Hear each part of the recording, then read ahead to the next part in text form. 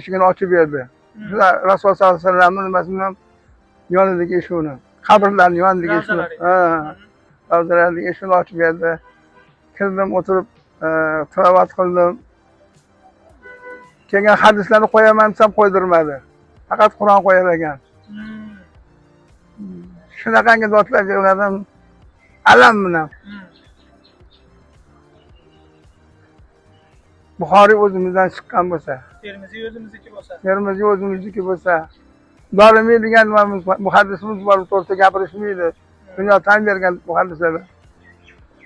Shunday bo'lsa-da, Madina Munavvarada O'zbekning kitobi sotilmasa, O'zbekning kitobi o'sha polkaga qo'yilmasa, alam qiladi. Shunaqangi yig'ladim.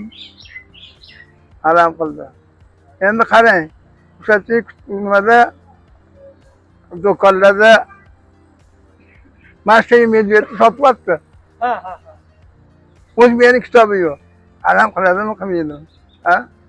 Suriyada kitob sotdim, Turkiyada kitob sotdim, Amerikaga kitob chiqardim. Endi kitobchining obro'si O'zbekistonda nol emas, ziyon. Kitob qilaman degan odamga ziyon. Biz o'zimiz yozamiz, o'zimiz chiqaramiz. Mana hozir yengil bozor qildi. Kitob do'koni ochdik, 2 million 600 so'm pul to'laysan deydi. Xotinim 3 kun o'tirdi, bir kun ham savdo qilmadi. Qatdan beramiz 2 million 600 so'm. 2 million 600 ming pul to'lashimiz kerak. O'zimiz yozamiz, o'zimiz chiqaramiz. 40 yildan beri kitob bilan shug'ullanaman. Yoshlikdan kitob o'qiyman, faqat kutubxonada o'sdim. Umrim kutubxonada o'tdi. Endi bu o'qilayotgan kitoblarni, qilayotgan nimalarni kitobxon o'zi kitobchi bo'lsa, haqiqiy men fotoq olgan kitobchiman. Eski kitoblarda kitob fotoq olganman. Lekin bizning millatimiz bir umr kitob sotgan. Butun dunyoga Ibn Sino bormi, Qattan biladi dunyo Ibn Sino kitoblarini, sotilgan karvonlab kitob sotgan, paraxodlab kitob sotgan. Hozirgi kunda kitob kimga chiqadi? Haydaydi, molday haydaydi.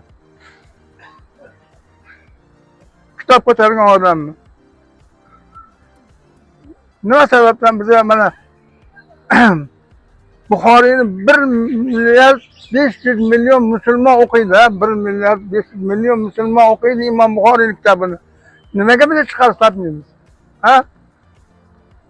Yo bizda nashriyot yo'qmi? Yo bosmaxona qo'limizdan kelmaydimi? Imom Termiziyni, Imom Maturudiyni, Ashariyni, Nasafiyni o'qish so'rasa